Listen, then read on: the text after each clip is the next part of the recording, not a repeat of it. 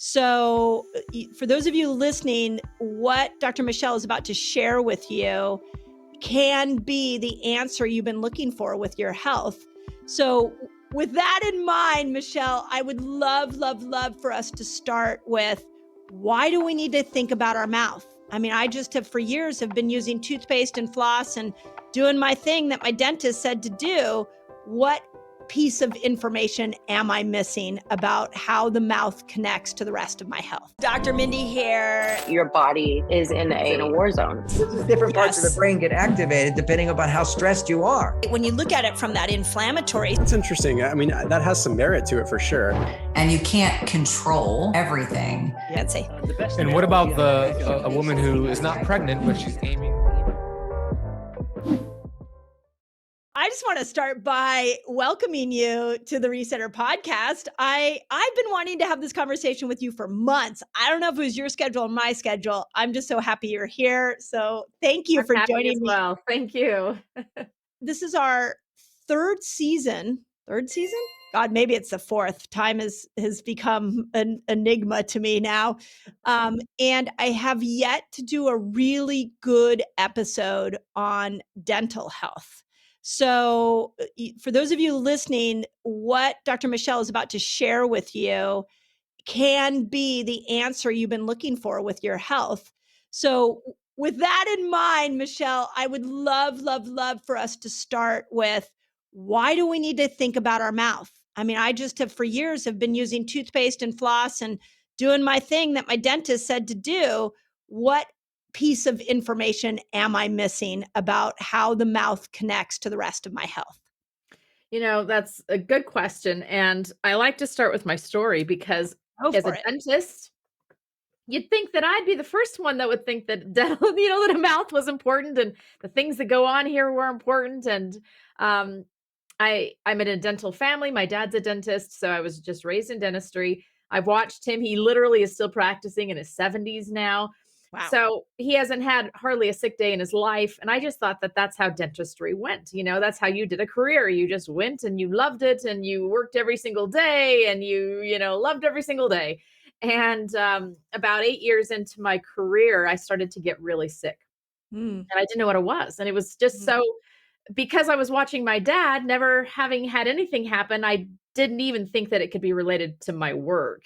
Yeah. So, I started looking into gut health issues, and those were some of the big ones I had, gut health problems. And, everybody has gut health issues anymore. Right. So I thought, well, there's a lot of potential causes here. Started working on nutrition and diet and everything that you know to do already. And it helped some, but some of my big symptoms didn't really move the needle for those. And those were memory problems. I've always had a really good memory and I couldn't remember anything. Like I couldn't remember a patient's name from room to room. And that was very unlike me. And the other big one is my hands started to go so numb. I actually couldn't hold my instruments anymore. Ooh, wow. So I knew something was seriously, drastically wrong. And I went to every doctor, every test, MRIs, and no answers. Everybody said, you're perfectly healthy. So because they didn't have any answers and I didn't know what I was going to do, I actually had my practice for sale. And, I was in my early 30s and I am the one that my business is our family business. So if that was going to go under and I couldn't do it anymore, then our entire family income was going to end. And it was a big deal. So I was looking around trying to find what I was going to do next. I was going to speak or coach or, do something that didn't involve actually hands. And one of the practitioners I was speaking with said, have you looked into Mercury at all?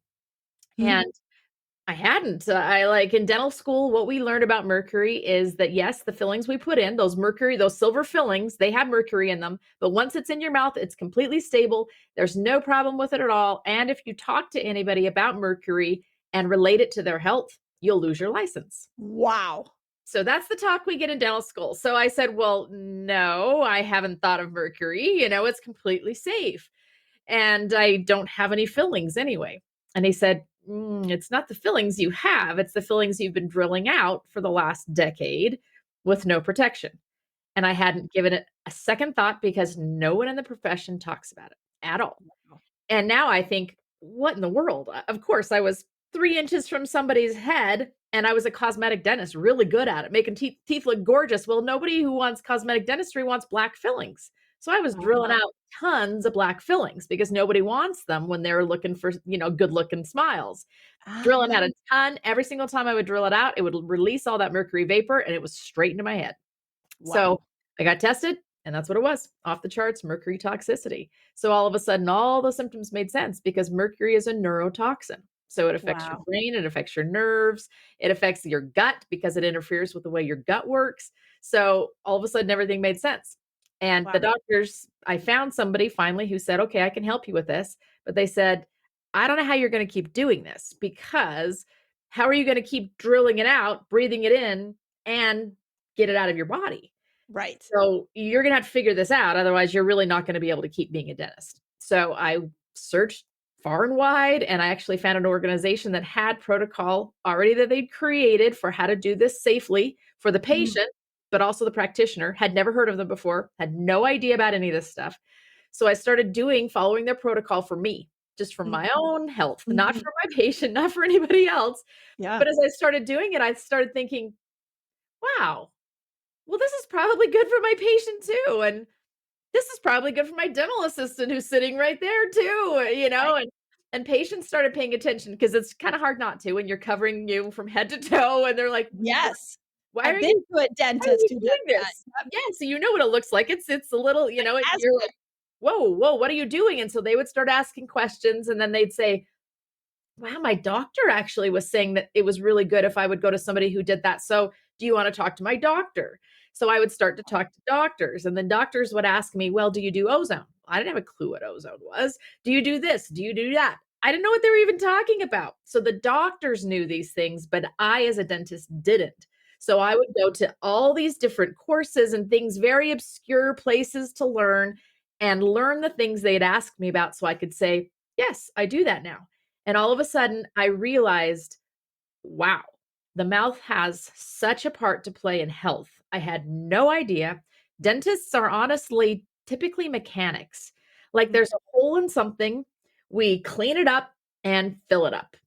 That's just kind of what a Interesting. mechanic does, you know? That's Yeah. all we're doing is we're just mechanically kind of putting things back together again so they'll function correctly without ever thinking that this is very much connected to all of you.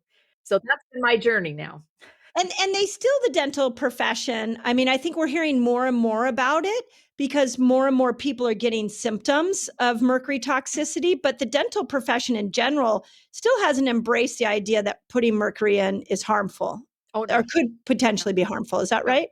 Correct. Yeah. They will not, and they will never because of the society we live in. So in European countries, they've actually banned it. And some, not all, but some. In Wow. the United States, they never will Yeah. because if there's an organization, the American Dental Association, the FDA comes out and says this is dangerous, every dentist who's ever placed one will be under a class action lawsuit. Oh, That's wow. the country we live in, right? Wow. It's not the dentist's fault. It's not it's the world we live in's fault.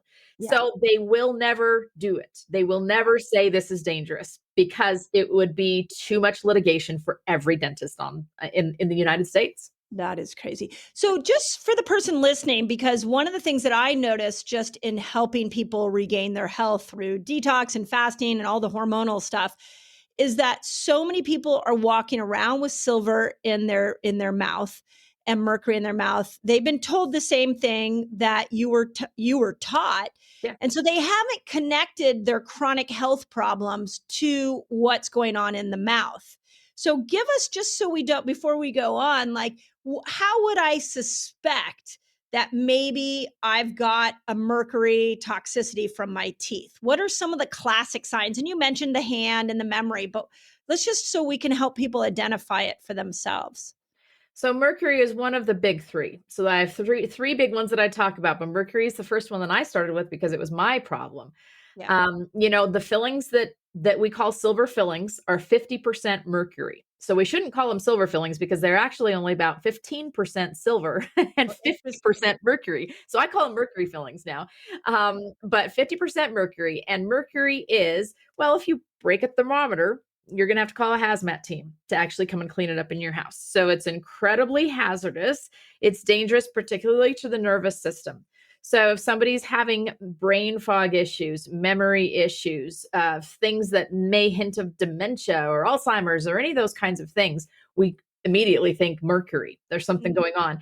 There's a really interesting thing that I love to study source and history. Mhm. And mercury was used by hat makers back in the 1800s. These young men, they were typically in their early 20s, would use mercury, rub it on fur, and that's how they made felt to make Oh, felt yeah. hats. Those were the cool thing, the big felt hats. Well, this is what the term Mad Hatter came from because those hat makers actually were going insane. They would shake so badly they couldn't actually hold a utensil to feed themselves. And they were in their early 20s, early 20-year-old men. So doctors at the time figured out, "Hmm, mercury may be a problem." It's Yeah. it's Back frying then. yeah, it's frying the nervous Yeah. system of these young men. So this may be a problem. There's a whole long history and background behind how we still use them, but Yeah. we'll leave that for another day. But gonna be have a lot of neurologic symptoms. So nervous problems, numbness, any tremor, that sort of thing, very much indicative, as well as gut. So mercury interferes with zinc binding, and zinc is the thing that's a precursor to Mm. stomach acid. So if you don't get Oh, zinc, you don't get stomach acid. If you have mercury, you don't get zinc. So mercury often will shut down stomach acid production and stomach absorption. So gut wow. issues are a big one for mercury. Could you get a stool test that shows you have a good balance of microbes in your gut and still have mercury toxicity in the gut? 100% because the microbes are irrespective of mercury. So mercury, the problem is it actually binds the same receptor that zinc does. And zinc is one of the precursors to creating to the cells in the stomach actually creating acid. So you may Mhm. have a healthy biome and everything's going along just fine as far as biome goes, but because mercury binds to that receptor site, you're not actually able to create the stomach acid you need to absorb. So, it's interesting because this is another thing I talk about with fluoride. Oftentimes, some of the problems in the mouth or some of the problems with dentistry mask other problems and make it look Mm. like you're just fine when you're not because of masking. So, this is one of those instances where mercury, you can have completely fine biome and everything else, but yet your stomach's still not functioning. And you think, why? What's going on? Mm. You can't make stomach acid. And wow. And zinc is so important for hormone production, specifically testosterone, but also all of them, progesterone, estrogen. So that's so interesting. You just actually connected some dots for me, that potentially if somebody's got mercury in their mouth and it's affecting their gut, affecting their zinc levels, yes, it's stomach acid, but it's also affecting hormone production. Totally. Yeah, that's really interesting. What explain a little bit before we move off the topic of mercury, explain like what is it when we're chewing, the hot, the cold, like how is it seeping out? Because when I've had this discussion with some people, they're like, "No, my doctor said it's safe." And what I want people to hear is, yes, that's what the line that dentists have been taught. But then I really want to arm people with information so they can go back to their dentist and say, "Hey, A, don't put mercury in, and B, this may be a problem." So, what is it? The chewing? Is it the hot? Is it the cold? Is it the filling over time? What is it that causes the leakage? All of the above. So mercury will vaporize due to basically pressure, so something rubbing against it will create vaporization as well as heat changes. So there's an organization, the one that I found called IAOMT, and we can put this in the show notes wherever, but on that site, they are very research focused because they have to be able to defend their positions. Yeah. So on that site, there's a mercury position paper. And if anyone really wants to be armed with information about what's going on, that's the place to go because they have something like 157 research articles on there listed that talk about how mercury is released from these fillings. So this is not something that just crazy talk dentists are talking about. This is something that research is backing. And there's a video that you can find online that shows the vapors releasing from the tooth. So it's every time you chew, it's every time you put the teeth together, which is every time you swallow. So every time you swallow, which is 1,000 times a day, it's if you ever grind your teeth at all, it's going to release it. And then temperature changes. So hot or cold, drinks, food, anything that you're putting in the mouth will also release it. Is it a lot? No, but it's just a slow and steady Over dose. time. Yeah. Yeah, and I just wanna point out too, just again, before we move on to the other I'm curious the other 2 toxins that you are the big ones, but, I who takes your mercury out? What type of dentist is massively important, and I actually had a really interesting scenario with one of my patients where, she had heard me talk about mercury toxicity, and so she ended up in her dentist chair, and the dentist said, "Oh, yeah, these are bad now. We're realizing that. Do you want me to take it out?" And she was like, "Of course, take it out." Wasn't a biological dentist, didn't have the hazmat suit on. And within hours of the dental chair, she was going crazy. And she started calling me and she was like, "I'm so anxious. I can't relax." She had the looping OCD thoughts. She's like, "Do you think it could be the mercury that my dentist just took out?" And the first question I asked was, did they have a hazmat suit on? Did they do, make sure that you weren't inhaling it? And she's like, "No, I just had it taken out." So I just want to make sure we're very clear that as you're listening to Dr. Michelle, that there is a proper dental procedure to taking it out. And is there a way for us to know if our dentist is skilled in that or not, Michelle? Thank you so much for bringing that up because I tell people all the time, it's actually better to leave it in than to have it Mm. taken out improperly. Because Ah, the dosage yeah. leaving it in is low dose chronic. The dosage taking it out is high dose all at once. It's going to just fry you. So don't take it out unless you find a dentist that can do it safely. So what does safely mean? Right. Again, on that IAOMT site, there's an entire list of protocols called the SMART protocol. They also have a dentist directory or a dentist Mhm. finder. So you can Mhm. go on there and type in your state, your city, and see if there's somebody that's SMART certified that Mhm. is in your area. What you're going to look for is they are going to have certain attire on and a certain mask, but that's their protection. You also should have the same. Your Mhm. whole body should be covered. Your face should be covered. It's with like a seeable screen. We don't want you to, to suffocate. So, but your face is covered. You should have something on your nose blocking mercury vapors from the nose. You should have a dental dam so that you're not swallowing the pieces Mhm. that are coming out. And you should have a giant vacuum that goes right here at the base of the chin that's pulling all of the fumes and all of the vapors as they're being released from the filling. Because there's a lot of mercury released during the removal process. And that's one of the worst times to get mercury. We also make sure that there's a detox program that your elimination systems are moving before Yeah. you do this, and that you have a lot of binders and antioxidants, glutathione, that you take post removal so that your body can deal with anything that it does get in during that procedure. Yeah, and thank you for walking through that. And we will leave your clinic's name in the notes. I will tell you that I have now come to a point where I'm willing to travel anywhere for the best doctors. And when it comes to dentistry, yeah, I'll travel anywhere to make sure that the dentist that I'm seeing is one that knows what they're doing because of how subtle it may appear the differences between dentists, but your toxic load could really be going up in that dental chair.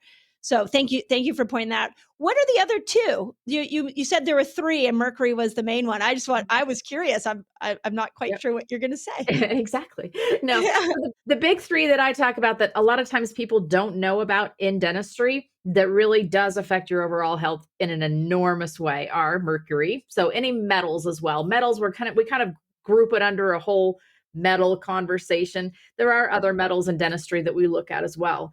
But the second is infection, and most Mhm. dental infection is actually hidden. It's Mhm. hidden, you don't see it, and the symptoms are non existent. You don't even know it's happening. And then the third is airway. There's an enormous epidemic Mhm. in our world, in our nation, well, the world, not just the nation, of people who just simply aren't getting enough air for their bodies, the metabolic processes to work correctly, the hormones to work correctly. Nothing works well if you're not getting enough oxygen. So those are the big 2. So we can dive into wherever you want to go. Yeah, let's just so I'm hoping people will just be able to connect some dots for themselves. Yep. So hidden infection, there's no sign, symptom is what I just heard. So you can't really say that you have it. So and I think we call these, is this what you would consider a cavitation? Is that the That's one official of term? them. One of the types. So how would you know how would you know if you had a hidden infection? Let's just If I start with that. Yep. So some people do know. I see a lot of new patients, and this week there were two people who said they used the term ghost pain.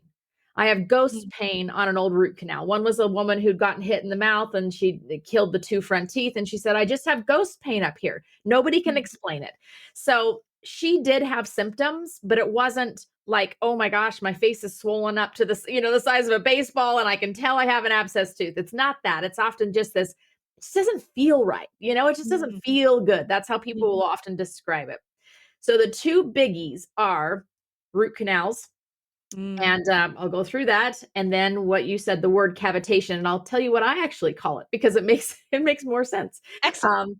So root canals are the first one, and I talk so much about this because there are 35 million root canals performed in the United States per year. So that means I am talking to 35 million new people every single year about this procedure, or hope to, educate 35 million people Wow. every year about this procedure. Wow. It is simply done, and I am an advocate for dentistry. I'm an advocate for dentists. I am never one to believe that people are doing things intentionally to harm others. That's just never Right. been my position. Yeah, I hear you. So I don't believe the dentists understand most of this. I didn't. Mhm. I've performed hundreds of root canals myself before I Yeah. knew any differently. Yeah. The problem is a root canal procedure, what it even is there's a nerve canal inside of the tooth. That's where the Okay. nerve and the blood vessels go up through the root, up through the tooth, and then back down the other side. That's how all the nutrients get from you into the tooth, because your teeth are alive and they have Mhm. minerals that need to get out there to keep them strong and healthy. So, if a tooth dies or is dying because of a big cavity, because it's broken, something like that, if that nerve is dying inside of the tooth, what happens is they go in and clean that nerve canal out, remove the nerve, remove the blood vessel, and seal it up. Now, the concept is awesome. Like, it's Mhm. really awesome that you can keep the tooth in your mouth, even though it's dead. You can keep it in your mouth. You can keep smiling with it, chewing with it. I mean, that's great, so much better than losing a tooth. The trouble is, once it's sealed off, now there's no blood flow to the tooth, which means Mhm. there's no immune system access to the tooth. Mhm. And there's teeny little tubes that go off of that main canal that can't be cleaned. They can't be cleaned, they can't be filled. So there's always dead tissue left in the tooth, as well as bacteria, because bacteria love dead stuff. They just Mm. do. So you have now these little cesspools, this kind of backed up sewer system inside of the tooth. Your immune system can't get to it because it's been sealed off, and they just start to have parties. I tell people all the time, it's kind of like a frat party going on inside of there. They're drinking beer, they're dropping their cans, they're doing all this stuff, and all of the toxins from their partying literally kills the bone. And once it's left the tooth, it spreads through the rest of you. So research shows that this infection, literally one root canal, can lead to heart attacks, strokes, cancer at rates of, I'm talking 60, 70, 80%. That's Huge. crazy. I remember when it came out, there was a really interesting study that came out about breast cancer that you're do you, and I Yep. Yep. talk about that. What were the statistics on that? Because one of the reasons I even got into functional medicine was because of a patient who had breast cancer. And she turned a 3-month diagnosis into 10 years, doing a lot of things, but we had never, ever discussed teeth. And what's really interesting is that once I figured out the breast cancer and teeth issue, I still had her x-rays. And I pulled up her x-rays in my office and I was like, oh my God, she had so many root canals and mercury in there. And I was like, oh, we never talked about that. I wish we had talked about that. So talk about that correlation, because that's one we need to shout from the rooftops. And the background to that is that the body is there's basically, I like to think of it as wiring. There's wiring in our body. There's the nervous system. We all know about that. There's the blood vessel system. We all know about that. There's the lymphatic system. You talk a lot about that. This is just the tubing and wiring that goes in the body. But there's also an electrical system in the body. That's how our heart keeps beating. That's how our brain stays alive. When our electrical system shorts and stops, that's when we die. Mm. So the electrical system also keeps all of the organs functioning. Well, every single tooth is connected on an electrical line to the rest of the organ systems in the body. Mm, And it's interesting because every organ system is actually represented in the mouth. I love So I those can, parts. yeah, Those yeah. parts, So I geek out on those shorts all the time. it's crazy. Yeah. And there's just so much connection. And so these teeth right here are the ones that are connected to the breast. The And canines, just for people listening. right It behind them, the tooth right behind the canines, okay, right there, those teeth. I have yet to find someone with breast cancer that didn't have a root canal in those teeth. okay. Yeah, and Wow. research shows it's about 70% or more of people with breast cancer that have root canals right there. So what does it do? Well, the root canal acts like a short in the circuit. So you know how electrical circuits work. And if there's a short, something that shorts it, well, everything on that same circuit will stop working. No electricity will go there. So it shorts the circuit and the body is now not able to keep that area healthy the same way. There's one gentleman I'll always remember. He walked in and I looked at him, and you know how sometimes you look at somebody and you want to say something but you don't really dare. and, Yeah. and after a while I just said, "You're orange." And he said, "Well, I know. People ask me all the time if I use self-tanning cream." And I said, "Well, do you?" And he said, "No, I don't know why I'm orange." I looked at his x-rays, and what I found is he had root canals on all four of these front teeth. He'd gotten hit in a skiing accident in one of his younger years. These are all liver and gallbladder. Oh, They shorted out. He was jaundiced and had been for years wow. because of the shorts on these front teeth that he'd gotten knocked out in an accident when he was young. Wow. So, I mean, there's just so much connection. So how do you diagnose it? If you don't know, if you're just orange, Yeah. Right, how do you right. know? It's with a CT scan. It's called a cone beam CT scan. Thankfully, we actually have it now. And it is 100% necessary. People will ask me, well, should I have one? 100%. I can't even, there is no person I would say no to Right. because it is so diagnostic. It is a three-dimensional object. I can turn you upside down, inside out. I can see every little tube on those teeth. I can see if there's something infected. I can look at the bone. I can see if it's grown back, if it's dense, if it's not. No question. You need a cone beam CT scan, and you need one preferably that shows your whole head, because there's all kinds of things Mm, that I can see in your whole head. A lot of dentists have one that's just this size because they're using it to determine whether you need a dental implant and mm, if you have enough bone to do that. Well, I don't want just this. I right. want this. I want the whole thing. Yeah, one thing I've learned about the cone beam is that it just because your dentist has a cone beam doesn't mean that they're using it or know how to read it properly. So, what would be a question that I would ask my dentist to make sure that they were going to read this right? Because I can tell you, I've had a cone beam because I've have one tooth that's been pulled. It's really interesting because it was supposed to be a root canal. This is back in the 1990s. It was supposed to be a root canal, and I had a good friend who told me, "Don't get a root canal. It's bad for you. Pull the tooth." So I pulled the tooth, which thank God I did. But I assume there's a cavitation or some kind of infection in there. Did a full cone beam, showed nothing. But then everybody said, "Well, maybe the person didn't read the cone beam right." So explain that. How do we help people find a dentist that knows how to take it and read it properly so we're getting a good read on infections? So the first question is, what is the size? Does it show the whole head? And it's not just a setting on your machine, it's actually the machine itself. Like Oh, some okay. machines do not have the capability of doing more than just your mouth.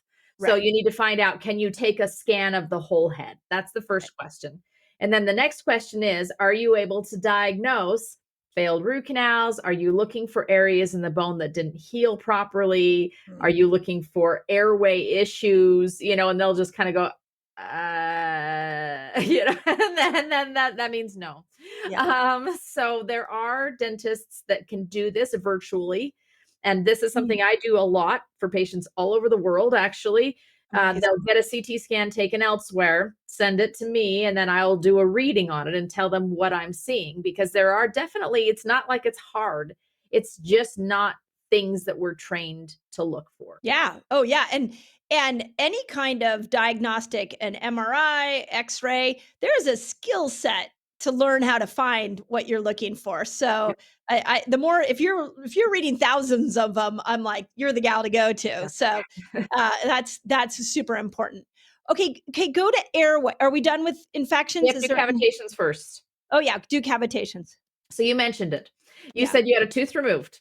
Yeah. Oh, and you said maybe I have a cavitation. Well, what in the world is that? Yeah. What it means is that when a tooth is removed, and it could be any tooth, but it's most frequently wisdom teeth because that's the most frequently removed tooth. Yeah. You know, how many people have had wisdom teeth out? Are they, Like- by the way, is it necessary to pull wisdom teeth? Wisdom teeth? Great question. That goes back to nutrition. So a lot of people in the health world have heard of Dr. Weston Price. Yeah. Dr. Weston Price was a dentist, actually. He found that there was so much with development that was based on nutrition. What the mamas and daddies ate before birth, like during, you know, all these things. And what he found is that people who were eating a diet rich in fat soluble vitamins, that was the big key. Those vitamins A, D, E, and K. People who were eating those vitamins, enough of them had large, wide, beautiful smiles and mouths that had enough room for all their teeth to fit. Hmm. Those that didn't have those diets didn't have room. And it's interesting because if you look at skulls 200, 300 years ago, everyone has their wisdom teeth in and they fit. Wow.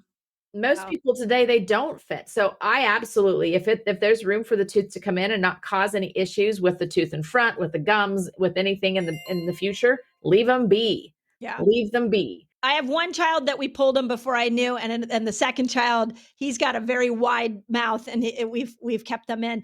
Where my brain goes with the nutrition question, though, is in this day and age with so much gut dysbiosis, especially in our younger generation, you could even feed a kid great nutrition, but they're not necessarily absorbing those fat soluble vitamins or supplements. So, is it possible if I have a child to like come to a dentist like you and you could give an idea, or are there certain dentists that can give an idea like, hey, the mouth is growing in a really nice way, or you need to make some adaptations as the skull and the mouth and the head is growing in our children? 100%. That's why we've started a pediatric department in our practice for that reason, because I see all these sick adults and I think, gosh, I wish I'd seen you when you were 5. Yeah. You know, Right. what we could have done preventatively at 5. So there's all sorts of things that we can use to actually influence the growth and development of the jaws so that there is enough room. And, you know, this is interesting. It's something I learned through personal experience. I adopted my son when he was 2.5, and his birth mother actually said, "I'm glad you're a dentist because his teeth are so messed up." And they were so messed up still. And part of it, he didn't have room for any of them at 2.5 even. And what I learned is that the first bone affected by malnutrition is the top jaw. First bone. Oh, interesting. So when we have, guess what we've now created? We've seen our malnutrition in the flourishing of orthodontic care, because everybody has crooked teeth, right? Wow. So what's interesting about that, and then everybody's trying to cosmetically change them without identifying why they may be going off in the first place. Yep. So if I have I've had a root canal, I've had, I've had wisdom teeth pulled. What do I do if I'm listening to this? How do I know? Yep. What do you do about it? Yeah. So 2 questions. First of all, you know, the size and space of the mouth. So we're going to get to that with airway because there's some serious things that need to be known there. But the second is, just did that area heal? Like where the tooth came out, did it heal? And part of the problem with wisdom teeth, I believe, is when we take them out. I mean, think about how old you are, you know, 15, 16. Are you eating your best? Are you sleeping your best? You're still growing. You know, like I say it's the worst time to put 4 holes in someone's head. Yeah. Really, because you're just not well said. When you say it that way, it's like, whoa. Yeah. You're not well primed to heal at that point. Your resources are going elsewhere. So often they don't heal, meaning there's just a dead little spot in the zone, a dead zone in the bone, has a piece of ligament, a piece of bone, a piece of tooth, something in there that did not allow that bone to heal. The soft tissue or the gum grows over top, and now you have this cesspool down in here of dead stuff. Remember, bugs love dead stuff. Right.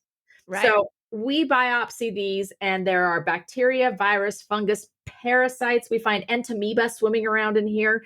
So this dead tissue, again, is it's a very protected environment for these bugs because the immune system, the police force can't get in there. It's dead. There's no blood flow in. Police force can't get in. but they can throw their junk out.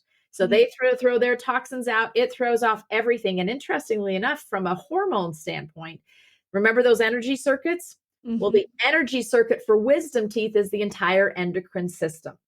So if you That's have crazy. adrenal issues, fatigue issues, thyroid problems, sex hormone issues, you need to go see, do you have unhealed areas in your bone because of a tooth removal, either up here in the front or wisdom teeth? And I don't call it a cavitation very often, and I'll tell you why. Because if you ask any dentist if they believe in in cavitations, they'll say, "Oh no, that's like crazy talk. There's no research showing that that's true." And then if I say, "Well, have you ever found an area in the bone that didn't heal right after a tooth was removed?" They'll go, "Oh yeah, all the time." Like when I'm placing a dental implant, I'll just like fall into this hole and it'll bleed like crazy and it didn't heal right. I'm like, we're talking about the same thing. But the term cavitation has a huge, I'm not going to say misnomer, it's the wrong word. It's thought of very negatively in the dental profession. So I don't like to use that term. I call it an area in the bone that didn't heal properly. That's crazy. So, I love the brilliance behind the phrasing of that. By the way, that's pretty powerful. I want to go back to the hormone thing before we move on to the airways. You have me thinking, because this is my wheelhouse, and I see so many women struggling with menopause. And the first thing I think is that the conversation around perimenopause and menopause is like HRT, no HRT, which seems like just a small little surface conversation. So I'm really in that world trying to get people to think about lifestyle. How do we change your lifestyle after 40? And what I find is that once you change a woman's lifestyle, she starts to see a change in her hormones and her menopause symptoms. You just gave me another piece to the puzzle, which is, and if those lifestyle changes aren't working, we got to go and look at those wisdom teeth that were pulled, because there may be some hidden infection in those wisdom teeth. Have you seen evidence where a woman's menopausal symptoms go away when you clean up those wisdom teeth infections? Oh, every single hormonal symptom goes away. We have people that have Fertility? been fertility, all kinds of things, because again, it's just to shorten the circuit. And I will never say cancer, heart disease, infertility, menopause symptoms are caused because of your teeth. I will never say that. But I will say that all of these things impact your body's ability to keep itself healthy. So obviously, when you're changing lifestyle, you are changing the body's ability to keep itself healthy. Yes. When we are removing infection, we're adding an additional layer of adding to the body's ability to keep itself healthy. So this is why we'll see incremental change with all of the good things we do. They're all part of the puzzle for people. Right.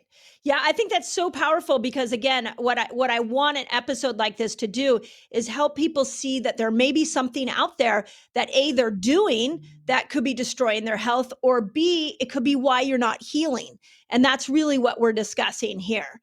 Okay. So, okay, go on to airways. I want to make sure, because you are the way you explain airways, I have never heard of it this way. And I do want to note that I will be coming to visit you as soon as my schedule frees up, because I want to look at my airway. I want you to look at my cavitation x-rays. So that definitely is on my list. But you really look at airways in a unique way. And I will be full transparency. I think I've told you this.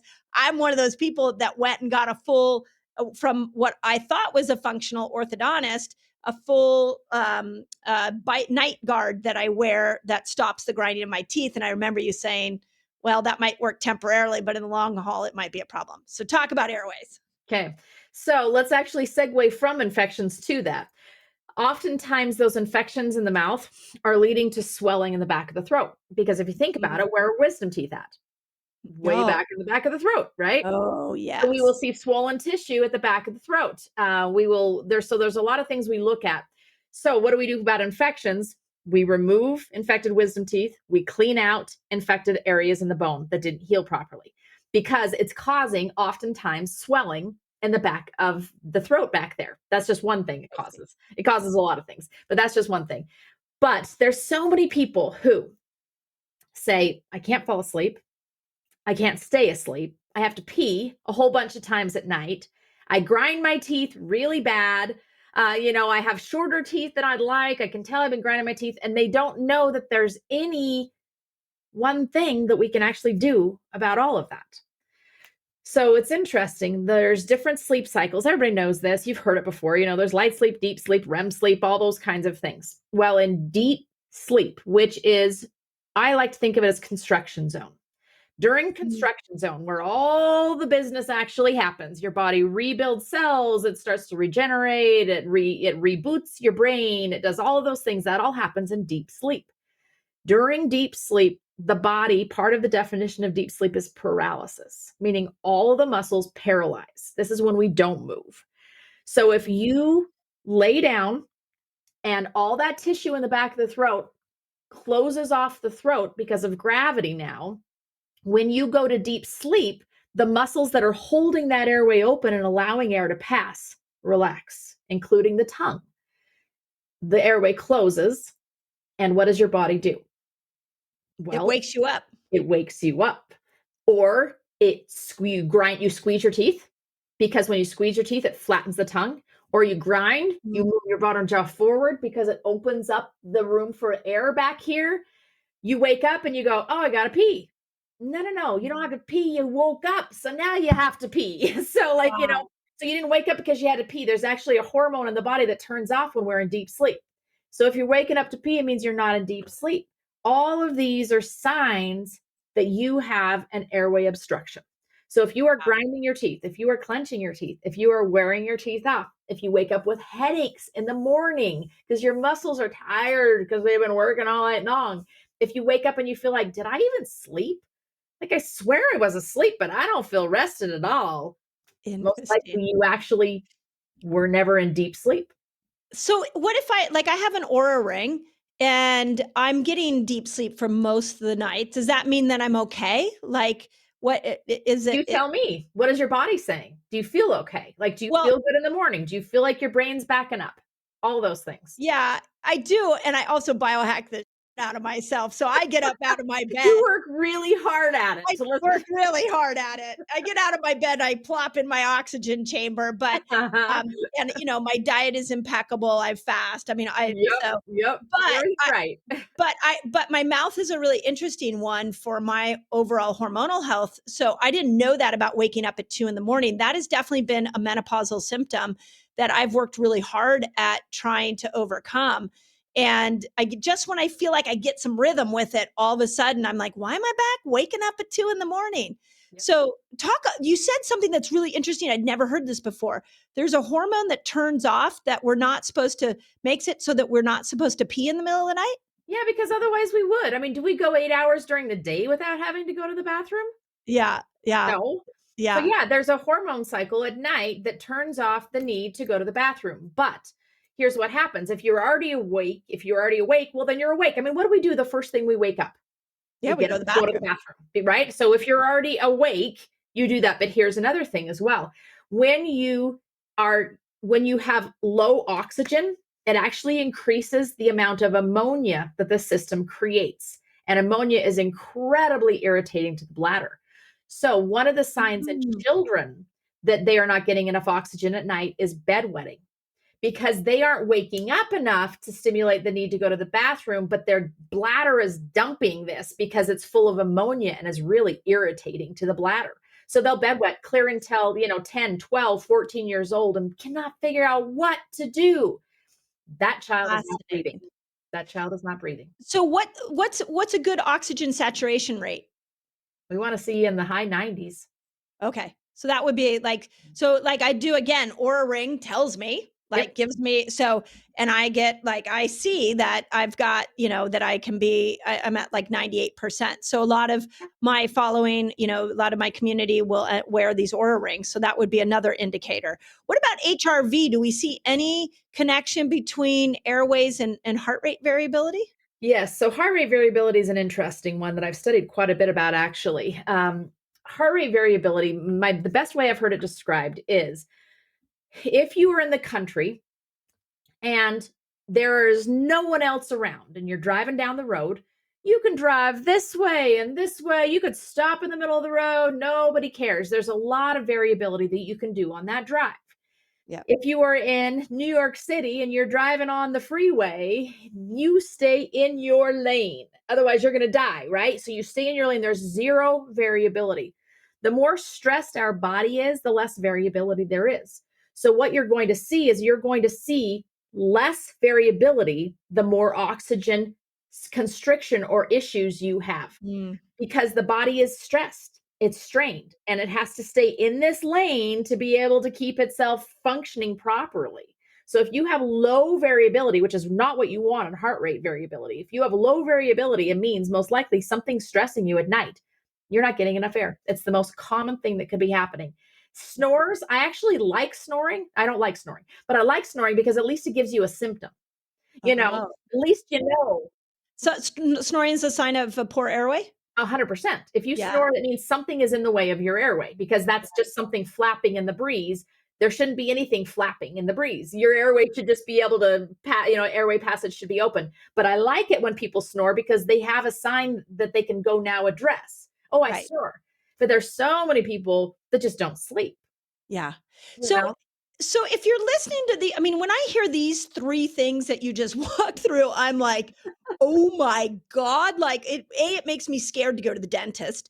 B, it makes me a little bit like, how are we gonna unwind this for people? Because, the work you do is so necessary and so impressive, but not everybody has the resources to be able Sure. to walk in and just clean up their mouth in that way.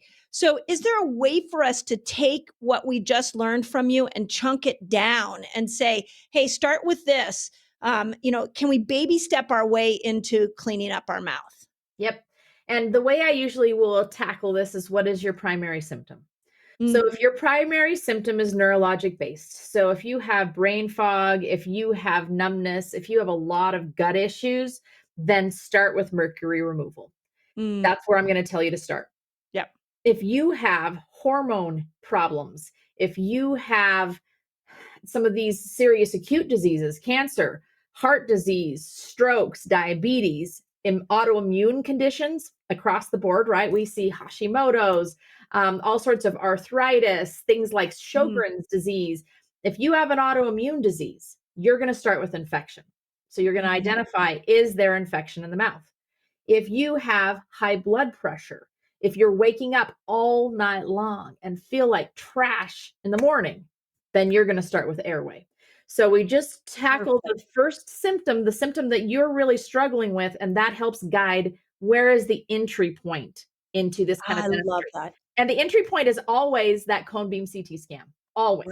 So Okay. for all three of those roads, you're going to start with that cone beam CT scan, because we need to know where you're heading so we Right. don't make missteps, along the way. Just because we started with this doesn't mean we Mhm, shouldn't know that this is going to be coming, and we don't right. want to do something that's detrimental in those areas too. Yeah. Oh my God, that was so helpful. Thank you for chunking that down because, I always tell patients that when you have a chronic situation in the body, whether it's waking up at night or it's an autoimmune condition, the first thing you should always do is change your lifestyle. That I'm like a huge lifestyle fanatic.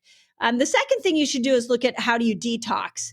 But when you bring up the detox issue, now you've got the number one rule of detoxing is making sure you're not toxifying yourself before you go into any kind of fancy plan. And that's usually when the teeth conversation comes up.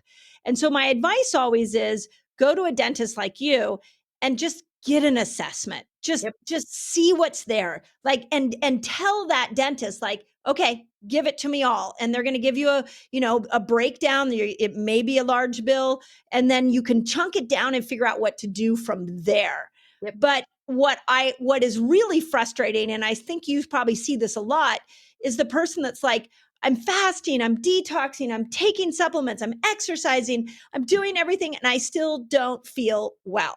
What Yep. is wrong? And that's where I think what you just said is the answer, and everybody needs to look at that. And I bet that's the type of patient you get. Is that kind of what's pouring into your office all the time? Yep. A lot of times we're the sixth or seventh practitioner they've seen, and finally somebody like you says, I think you'll need to go see a dentist. And they're like, what?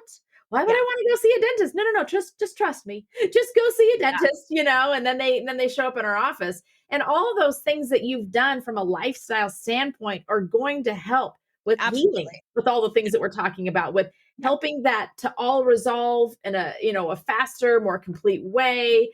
And sometimes we don't do everything and we don't do everything at once. We leave Yeah. Mercury alone for a little while, or the airway problems Yeah. actually clear up when we take care of the infection. It completely Mm, just goes away.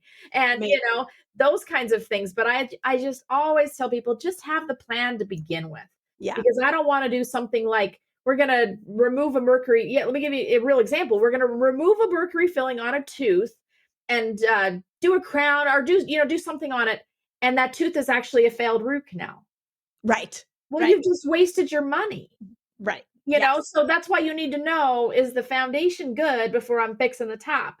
We Yes. need the whole picture in mind. Otherwise, sometimes we spin our wheels and spend a lot of money and do things that actually aren't the right order or even the right thing at all, Yeah. because we don't have the whole picture in mind. I've sat with so many people who have been chronically ill, and that is the most frustrating place to be, is when you're like, I don't know the way out of this moment and I've tried everything. So it's such a good point. With the time we have left, give us an idea. This is another huge, we probably could do a whole episode on this.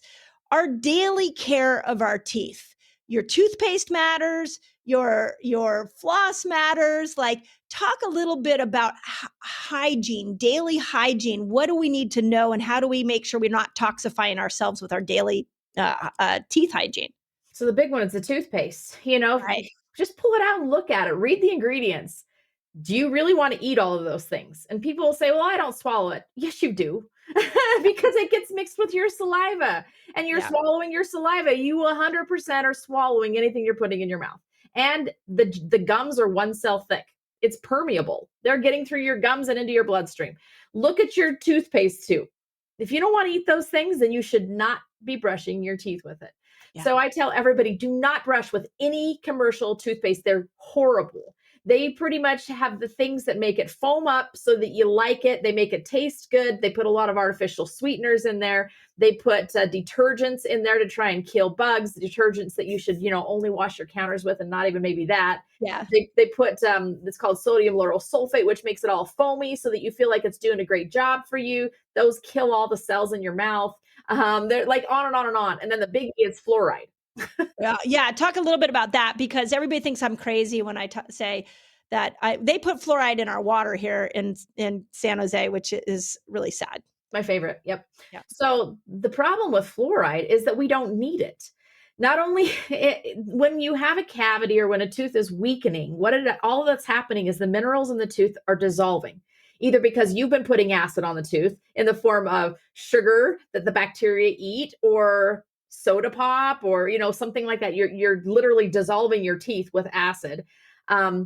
So the thing that's missing in the tooth that creates the cavity is the minerals. Mm. When you add fluoride back, it actually makes a harder crystal. So it makes it more resistant to acid. However, it also hardens and makes everything a little bit more brittle, including every other structure that it incorporates into, like your bones. So now we see high rates of hip fractures in areas that have fluoridated water, because now everything's more brittle, harder and more brittle. It also interferes. This is the other one I was talking about. It interferes with the binding of iodine, because fluoride and iodine are cousins. They're the same. They're both called halides. They're on the periodic table next to each other. And so fluoride is a bully. It will push iodine out of the receiving site on your thyroid hormone. So people they'll have thyroid symptoms. Gosh, I feel so tired. I don't have any energy. They'll get a blood test and it'll show that your thyroid hormone is just fine. No, it's not. It's actually full of fluoride instead of iodine. So how many people do you know that have low thyroid function? And even so when many. they're tested, that they say, oh, you're just fine, but I'm not fine. It's most likely fluoride. There's no reason to put fluoride back into a tooth. It's not missing fluoride. It's missing minerals. So I'm just like, why do we put something back it never had? Let's just put back what it's missing. So that's hydroxyapatite. The mineral that a tooth is made of is called hydroxyapatite. So thankfully now we have products. I formulated a product just for this because I was so tired of people not having a good option. You put hydroxyapatite back in the tooth. It completely rebuilds the tooth. It can remineralize the start of cavities. It can reverse cavities, and it can make teeth no more sensitivity. It just puts back what you were born with. Wow. And where do we get this? We're going to have to put a link there. You get this. So on my website, Living Well with Dr. Michelle is where the website, and it's been absolutely crazy. Actually, we've sold hundreds and hundreds of thousands of bottles of tooth powder since last fall. We almost keep it in stock, and the results coming back have just been extraordinary. People are like, I will never brush with anything ever again. My teeth actually feel clean. So that's the first step of cleaning, is use the right thing to clean. Right. Use a soft toothbrush. The only use for a hard toothbrush is to clean your toilet or the oil on your driveway. That's it. Oh my gosh. Okay. Soft toothbrush. What about floss versus pick, water pick? I don't even care if you floss. People are always like, what? You're a dentist. I don't even care if you floss. I just want something to get in between the teeth. So my favorite water flosser or water pick is called shower floss. It's in your shower. It connects between the wall and your shower head, so it doesn't have to make a mess, because you are already wet in the shower and it's already messy in the shower. That's why I hate a water pick. Everybody hates it. It's messy. Saying that. Yep. Yes. This just you divert a little bit of the water into the water pick. You squirt your mouth out. You clean out your ring. You clean out the corner of the grout on your shower with it. And then you divert the water back and you're all done, and you're still wet. And you got an extra minute or two in the shower. Okay. So I don't care what you use. You just need to do it. Something in between your teeth. And can we find that on your website too? Yes. Yep. Shower flosser. The other last thing you need to do is clean your tongue. The tongue is like a shag carpet. And I believe if anyone has geographic tongue, if anyone struggles with candida, I believe it's a tongue problem, that the fungus that lives in your tongue. So people will say all the time, well, I brush my tongue. I don't care. Go do a test, go brush your tongue, and then go scrape your tongue. And you're going to be grossed out at what's still living on your tongue. You will never not scrape your tongue again. Yes. So once a day, you need to clean your tongue too. Do you know that when I had chronic fatigue syndrome in my early 20s, I learned a lot about candida at that point. And so I knew that I had a lot of candida in me. So when I started fasting, one of the things I started looking at was my tongue. Yep. And this is super gross, because when I first started fasting, there was literally, I'd be like 2 days into a fast and there would be a black line down the center of my tongue. And I was like, oh my God, I'm killing candida. And so I did that tongue scraper. And do you know now, like I use my tongue, if there's a little bit of whiteness on it, I'm like, okay, I got to bring the carbohydrate load down. Like, what do I need to do? So the tongue is really, really important. So I'm so happy you said that. Yep. I've got whole books over here just on tongue diagnosis. I mean, the Chinese have been doing this for centuries, Right. We just kind of forgot about it. So yeah, clean your tongue. Keep it healthy. Mine. Yeah, so good. Okay, well, that was you literally. It was funny because before this episode, I was like, okay, there's so much I want my audience to hear that I know you are an expert in, yet it's all very overwhelming. So I just want to say hats off. That was a beautiful job in giving people a crash course in what they need to know in their dentist. So we'll leave all your links and stuff in there. The last question I have for you, and this is one that I ask all of my guests every year. I have a theme for my podcast, and this year it's self-love. So part of self-love is that there's a ritual that goes with self-love, and there's an owning of your superpower. To me, that's self-love. So do you have a ritual that you just pour into yourself every day? And what do you think your superpower is that you bring to the world? So I love to take a bath. Nice. I don't get it every day. I wish I got it every day, but I combine two things, and I make it very good for myself because I read. I'm a voracious reader. Me too. I read and take a bath at the same time. I read your book in the bathtub. Nice. I wonder how many people I've taken a bath with. Now I come to think of it. Exactly. We have to do a poll on that. So have we taken a bath together before? That's right. That'll be my new. Whenever I run into people out in public and they tell me they love the book, I always go, "Oh, what's your longest fast?" Now I'm going to say, "Oh, did you take a bath with me?" That was very good. We did. You and I took a bath together. I love it. Yep. So that's definitely one of my rituals. And my husband, he can tell, like, he'll be like, "Oh, you had a really hard day. Do you just need to take a bath?" I love that. Yes, I do. Thank you very much. My superpower, I think, is making things that are complex simpler. I love that. Do you know, I'm actually tear up when you say that because I would agree with you. Um, so I mean, this literally, I mean, there's so many paths we could have gone down, and I just feel like you gave the best crash course on the mouth that I have ever heard anybody give in an hour. So I would agree, and I hope everybody understands, every aspect of what you said. But here's the reason why that touched me so much. Do you know that 95% of the guests I have brought on this year have said that Really their superpower is taking the complicated and making it simple. And when you look at interesting. the people that I bring onto this podcast, it's the thought leaders, it's the people who are revolutionizing their specific profession or whatever they're a master of. And one of the things I can tell you, my sister has photographic memory. She went to Princeton for undergraduate, got a PhD at Yale. And in watching her trajectory, hanging around a lot of incredibly intelligent people, intelligence is of no use if you can't explain something simply to somebody. Yep. And that superpower that you just said, I think is magnificent, and we all should have it. So absolutely love that. Yeah, and I always tell people a confused patient, a confused consumer, a confused whomever cannot say yes. No, they're overwhelmed. They say So no, actually. Yeah, they say no because they can't say Yeah. yes. Yeah. So you can't help anyone unless you can make it simple. Yeah. Oh my gosh. I could have talked to you for hours. How do people find you? We're going to leave links. I know. We're going to have to do a part 2. I'm coming to visit you. I promise you by the end of the year, I will be in your dental chair. Awesome. But where do people find you? Because you have a lot to offer the world. You have your Living Well program. So talk a little bit about that. So my dental practice is called Total Care Dental. And it's a little bit of a unique practice because we have multi-specialty all under one roof. So I don't do all the dentistry. I'm not a one-man show.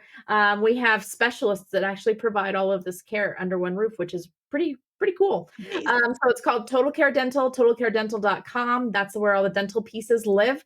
And then I love to incorporate all the lifestyle pieces as well. And that's my Living Well with Dr. Michelle platform. That's where you can find the tooth powder. That's where you can find other things. I have a tooth remineralization kit where you can reverse cavities, a whole bunch of things there, as well as some lifestyle pieces that I know you speak about as well. Yeah. Oh, Michelle, this was amazing. So thank you again. These are the kind of podcasts we save somebody's life today, and they needed to hear this. So I just appreciate your superpower and you taking the time. So Thank super you. grateful for you.